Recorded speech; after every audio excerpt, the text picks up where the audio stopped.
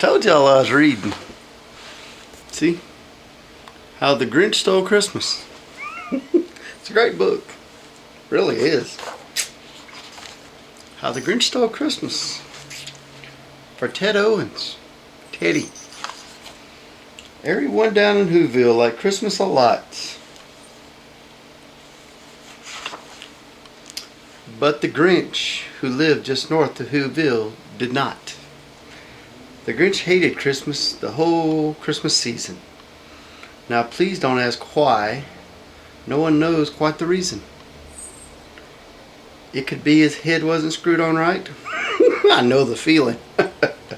It could be perhaps that his shoes were too tight. Yeah, mine are too big. But I think the most likely reason of all may be that his heart was two sizes too small. But whatever the reason, his heart or his shoes, he stood there on Christmas Eve hating the Who's. I don't hate no one. Staring down from his cave with a sour Grinch frown at the warm lighted windows below in their town. For he knew every Who down in Whoville beneath was busy now hanging a mistletoe wreath. And they're hanging their stockings, he snarled with a sneer. Tomorrow is Christmas, it's practically here. Then he growled with his Grinch fingers notoriously drumming. I must find some way to stop Christmas from coming. For tomorrow, he knew, all the Who girls and Who boys would wake, and early they'd rush for their toys, and then all the noise, noise. That's the only thing that he hated. The noise. The one thing he hated. Then the Who's young and old would sit down to a feast. They'd feast and they'd feast and they'd feast and they'd feast. Would they feast on Who pudding and rare Who's beast, which was something the Grinch couldn't stand, even in the least. And then they do something he liked least of all. Every Who down in Whoville, the tall and the small, would stand close together with Christmas bells ringing. They'd stand hand in hand, and the Who's would start singing. They'd sing and they'd sing and they'd sing. And the more the Grinch thought of the Christmas sing, the more the Grinch thought, I must stop this whole thing. Just typical bastard, is he not? Why, for 53 years I've put up with this now. I must stop this Christmas from coming. But how?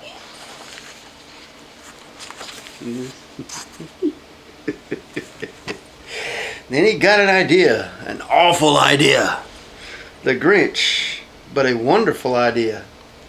A awful, wonderful idea. I know just what to do. The Grinch laughed in his throat, and he made a quick Santa hat and a coat, and he chuckled and clucked, what a Grinch trick. With this coat and this hat, I'll look just like Saint Nick.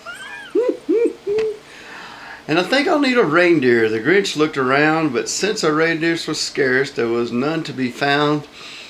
Did not stop the Grinch. No, the Grinch simply said, if I can't find a reindeer, I'll make one instead. So he called his dog Max. Then he took some red thread and he tied a big horn to the top of his head. Evil bastard.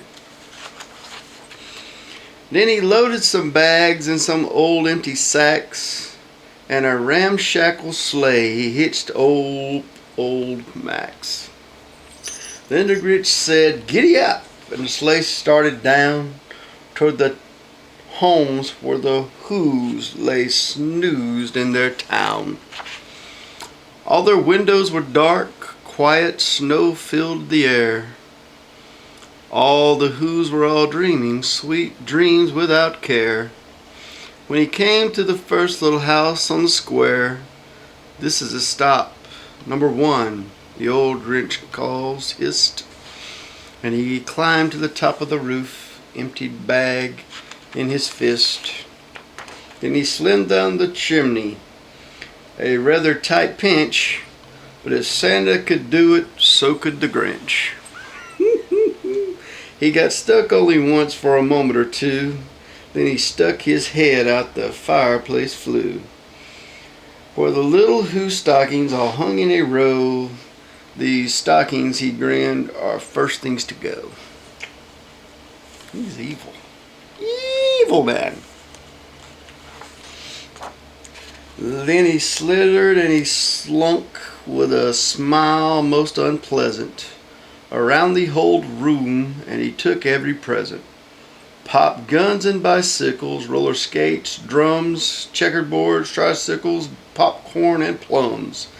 He stuffed them in bags. The Grinch very nimbly stuffed all the bags, one by one, up the chimney.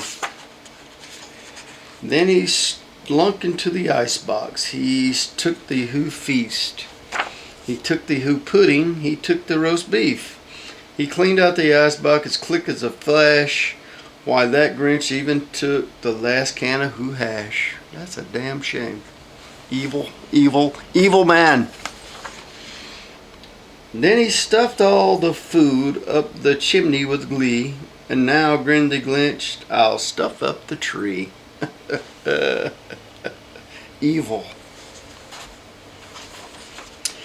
And the Grinch grabbed the tree and he started to shove when he heard a small sound like a coo from a dove.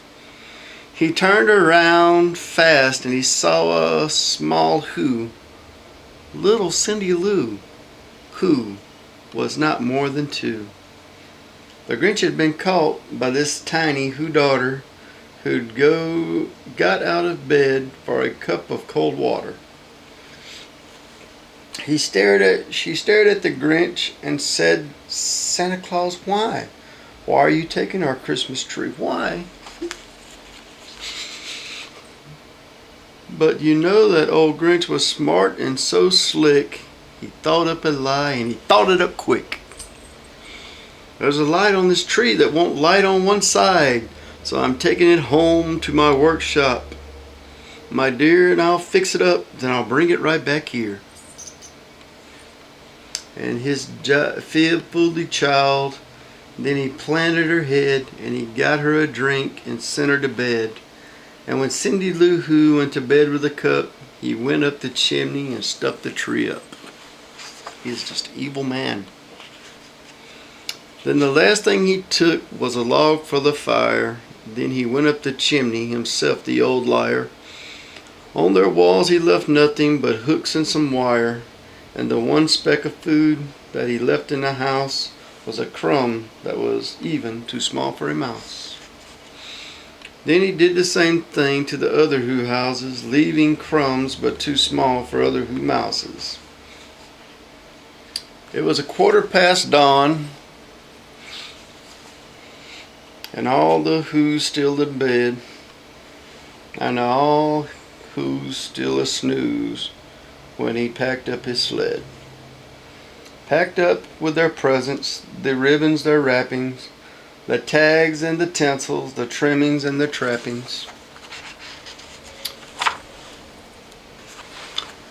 3,000 feet up the side of Mr. Crumpet, he rode with his load to the tip to the dump it. Pooh-pooh to the Who's, he graciously humming. They're finding out now that Christmas is not coming. They're just waking up. I know just what they'll do. Their mouths will hang open a minute or two. Then the Who's down in Whoville will all cry boo-hoo. That's a noise, grinned the Grinch, that I simply must hear. So he paused and the Grinch put his hand to his ear.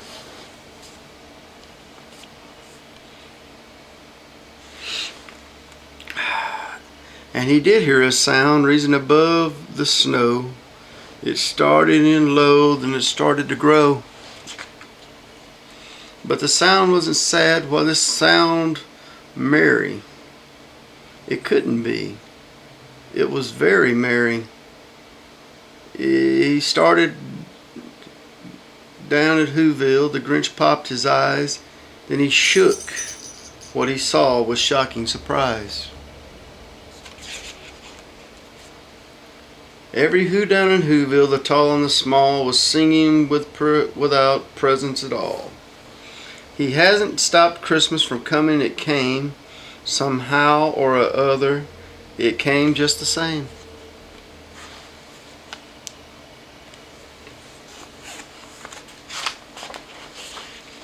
And the Grinch, with his Grinch feet ice cold in the snow, stood puzzling and puzzling. How could it be so? It came without ribbons, it came without tags, it came without packages, boxes, or bags. And he puzzled 3 hours till his puzzler was sore. Then the Grinch thought up something he hadn't thought before. Maybe Christmas, he thought, doesn't come from a store. Maybe Christmas perhaps means a little bit more.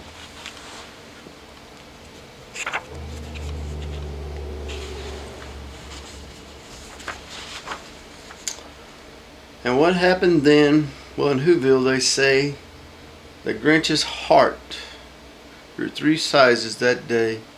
And the minute his heart didn't feel quite so tight, he whistled with his load through the bright morning light, and he brought back the toys for the feast, and he himself, the Grinch, carved the roast beef. I know some people will probably wonder why I read this book, but me, Melvin the Clown, knows that it's not about presents Christmas. Never has been. Never should be. Materialistic crap means nothing in this world. Remember, Christmas is in your heart. Thank you, Jesus Christ above. Wasn't for him, we wouldn't be celebrating this period. So from Melvin the Clown, who loves to get down, y'all have a good Christmas. Grinch, he's a good guy. Not as evil as you think. Have a good one.